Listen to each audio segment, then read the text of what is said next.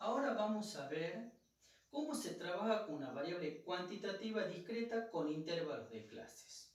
¿Cuándo trabajamos con intervalos de clase? Esto se realiza cuando tenemos una gran densidad de datos recopilados.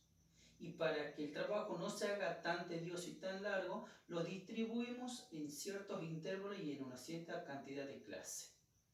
Lo primero que hacemos es recopilar nuestros datos. Luego, estos datos recopilados son ordenados desde el menor valor al mayor. En tercer lugar, lo que hacemos es calcular el rango. El rango dijimos que se calculaba de la siguiente manera. Hacemos la diferencia entre el mayor valor de la serie menos el menor valor de la serie. Como cuarto paso, aplicamos la regla de Sturges. Lo que hacemos aquí es encontrar la cantidad de clase que vamos a necesitar y la amplitud de la misma. Para calcular la cantidad de clase utilizamos esta fórmula, que es igual a 1 más 3,322 del logaritmo de n, donde n es la población de estudio. Luego tenemos que encontrar la amplitud que va a tener las clases. ¿Cómo calculamos la amplitud? Decimos que la amplitud h va a ser igual al rango sobre la cantidad de clase.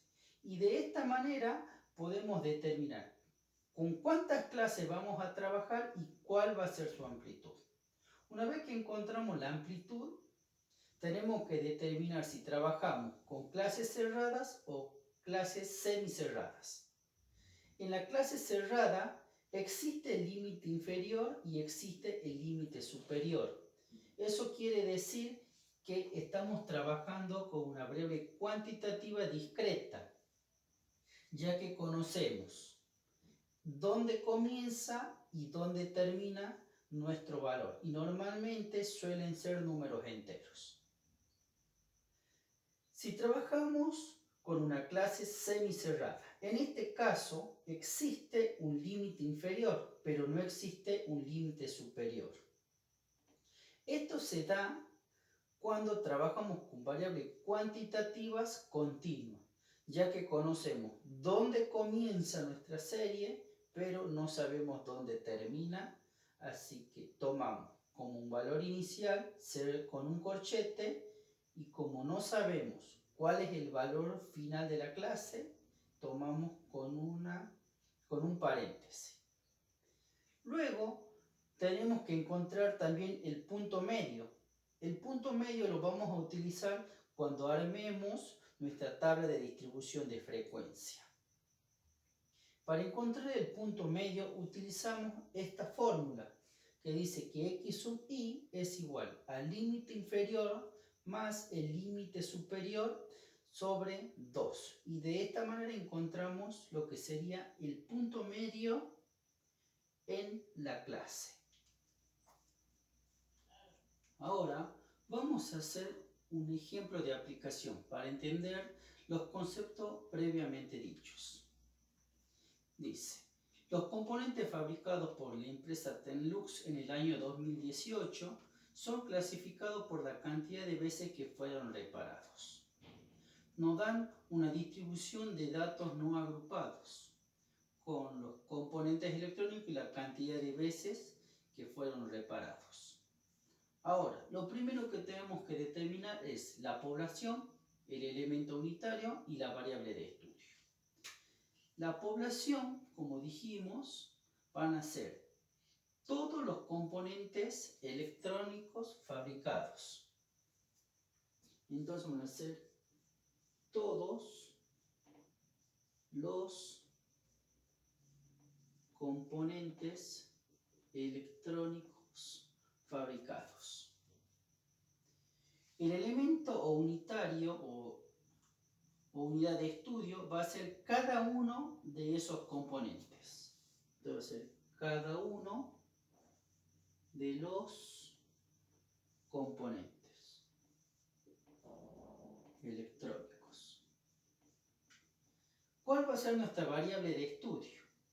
tenemos que determinar cuántas veces fueron reparados. Entonces nuestra variable de flujo van a ser las reparaciones. Y tenemos que determinar con qué tipo de variable estamos trabajando.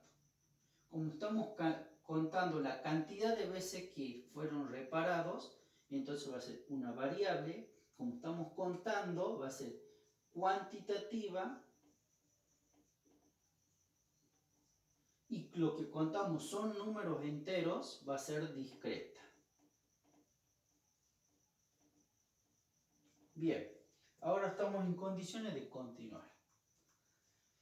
Después tenemos que ordenar los datos no agrupados que tenemos en el punto 1. Lo ordenamos desde el número menor al número mayor. Tenemos que contar. Tenemos un solo 0. ¿Cómo? Tenemos un solo 1. Después tenemos 1, 2, 3, 4, 2. 1, 2, 3 y 4. Después tenemos 1, 2, 3, 3. 1, 2 y 3. 4 no tenemos, 5 tampoco y tenemos un solo 6. Ahora bien, ya ordenamos nuestros datos. Ahora tenemos que calcular el rango de nuestro problema. Para encontrar el rango dijimos que es la diferencia entre el número más grande de la serie, que en este caso es 6, menos el número más chico de la serie, que en este caso es 0. Entonces nuestro rango va a ser igual a 6. Dijimos que íbamos a trabajar con intervalo de clase. Entonces, lo primero que tenemos que hacer es encontrar la cantidad de clases y la amplitud. Para eso, utilizamos esta fórmula para calcular la cantidad de clases. Y decimos que la cantidad de clase va a ser igual a 1 más 3,322 por el logaritmo de n. N vendría a ser los números o los datos agrupados que tenemos en nuestra ordenación de datos, que son 10 en total. Entonces acá va a ser por 10. Calculamos nuestra cantidad de clase y esto nos da 4,322. Lo que podemos hacer acá para no trabajar con números decimales es redondear. Podemos redondear hacia arriba o redondear hacia abajo. Como no ha pasado el 5, redondeamos hacia abajo. Entonces este valor va a ser aproximadamente igual a 4. Entonces vamos a tener 4 clases en nuestra tabla de distribución de frecuencia. Ahora tenemos que determinar cuál va a ser la amplitud de esta. Utilizamos esta fórmula, que dice que es el rango, que dijimos que era 6, sobre la cantidad de clases que calculamos que es 4. Esto va a ser igual a 1,5. Podemos redondear también hacia arriba o hacia abajo. Tenemos que tener en cuenta en este caso también las cantidades de clase. Si redondeamos hacia arriba vamos a tener 2. Y veamos si nos dan las 4 clases si trabajamos con 2. Si trabajamos con 2 van a ser los números del 0 al 2. Y vamos a tener una clase. Después del 3 al 5, 2 clases.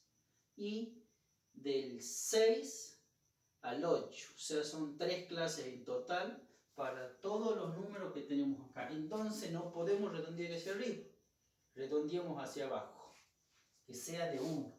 Entonces esto va a ser aproximadamente igual a 1. Y ahora veamos cuántas clases vamos a tener. De 0 a 1, 1. De 2 a 3, 2. De 4 a 5, 3. Y de 6 a 7, 4. Entonces ya tenemos nuestras 4 clases.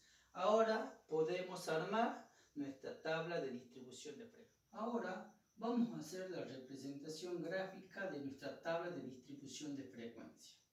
Para eso decidimos hacer un diagrama de barras verticales.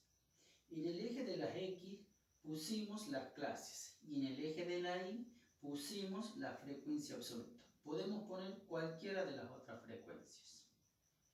Para la primera clase, que es de 0 a 1, nos dice que la frecuencia absoluta es de 2.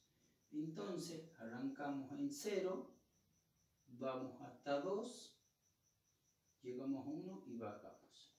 Queda representada nuestra primera barra. La segunda clase nos dice que es de 2 a 3 y llega hasta 7 en la frecuencia absoluta. Entonces, arrancamos en 2, subimos hasta 7, vamos a 3 y bajamos. Y esta sería la segunda clase representada en la barra. La tercera clase nos dice que es de 4 a 5 y tenemos una frecuencia de 0, entonces es acá. Y por último tenemos de 6 a 7 con una frecuencia absoluta de 1. Entonces comenzamos en 6, subimos 1, vamos a 7 y bajamos. Y ahí queda representada gráficamente nuestra tabla de distribución de frecuencia. Espero que les haya gustado el video. Si tienen alguna duda o quieren proponer algún ejercicio, pueden dejar su comentario o escribir al correo electrónico que figura en la descripción. Se agradece que se suscriban, denle link y compartan.